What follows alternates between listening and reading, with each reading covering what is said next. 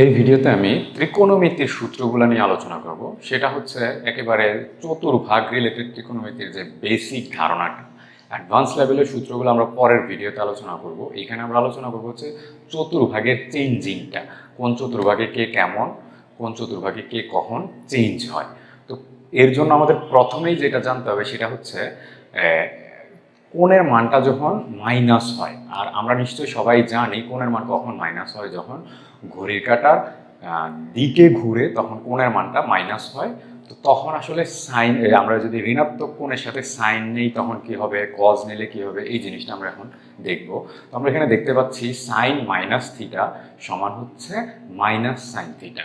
তো সেমভাবে cosec minus theta সমান হবে মাইনাস কোসেক থিটা। এরপর ট্যান মাইনাস থিটা সমান হচ্ছে মাইনাস ট্যান থিটা। তো সেমভাবে কট মাইনাস থিটা সমান হবে মাইনাস কট থিটা। আর কস মাইনাস থিটা সমান হচ্ছে কস থিটা। আর সেমভাবে স্যাক মাইনাস থিটা সমান হবে স্যাক থিটা। তো আমরা সবগুলো এখানে 6টা অনুপাত মনে না রেখে আমরা জাস্ট একটা মনে রাখতে পারি, এই যে কস মাইনাস থিটা সমান হচ্ছে কস থিটা। তো কস থিটাটা আর স্যাক থিটাটা সেম হবে, তার মানে এই 6টার মধ্যে শুধুমাত্র ঋণাত্মক কোণ নিলে কস আর স্যাক প্লাস হবে, বাকিগুলো মাইনাস হবে। আমাদের সবগুলো মনে রাখা লাগবে না, শুধু কজেরটা মনে রাখবো। তো এইবার আসি আমরা চতুর্ভাগ। আমরা নিশ্চয়ই সবাই জানি যে কার্তেশীয় স্থানাঙ্ক ব্যবস্থায় যে স্থানাঙ্ক ব্যবস্থাটা, এটাকে আমরা 4টা ভাগে ভাগ করি। এই যে প্রথম চতুর্ভাগ, দ্বিতীয় চতুর্ভাগ, তৃতীয় চতুর্ভাগ, চতুর্থ চতুর্ভাগ।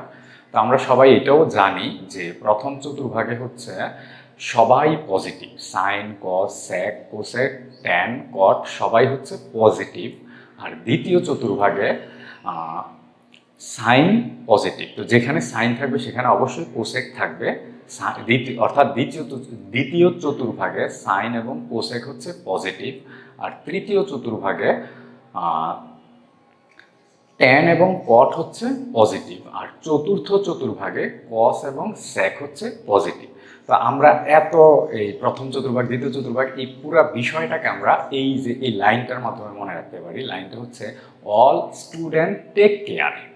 অল দিয়ে হচ্ছে প্রথম ঘরে সবাই পজিটিভ, স্টুডেন্টের প্রথম অক্ষর এস দিয়ে হচ্ছে সাইন, সাইন থাকলে কোসেক থাকবে, দ্বিতীয় ঘরে সাইন কোসেক পজিটিভ। আর টেক ট্যান পজিটিভ তৃতীয় ঘরে, আর চতুর্থ ঘরে হচ্ছে কস পজিটিভ। তো এইটা গেল আমাদের কে কোথায় পজিটিভ কে কোথায় নেগেটিভ এই বিষয়টা। এইবার আমরা দেখব সেটা হচ্ছে চেঞ্জিংটা। একটা ত্রিকোণমিতিক অনুপাত অন্য ত্রিকোণমিতিক অনুপাতে কখন চেঞ্জ হয়। তো এইটার আগে আমরা জেনে নেই কে চেঞ্জ হয়ে কি হয়। যেমন আমরা দেখতে পাচ্ছি সাইন চেঞ্জ হয়ে কস হয়, আবার কস চেঞ্জ হয়ে কি হবে, সাইন হবে। আর ট্যান চেঞ্জ হয়ে কি হয়, কট হয়। আর কটটা চেঞ্জ হয়ে কি হয়, ট্যান হয়।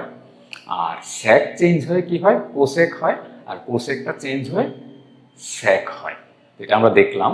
তো এখন এই চেঞ্জটা আসলে কখন হবে, কেন সাইনটা কজ হবে, কজটা সাইন হবে, কখন হবে, এই বিষয়গুলো যদি আমরা না জানি, আমরা অনেক বড় বড় অঙ্কের মধ্যে হুট করে আমরা একটা লাইনের মধ্যে সাইনটা চেঞ্জ করে কস লিখে ফেলতেছি বা কসটাকে সাইন লিখে ফেলতেছি। তো এই চেঞ্জটা আমরা এখন একটু মনোযোগ দিয়ে খেয়াল করব।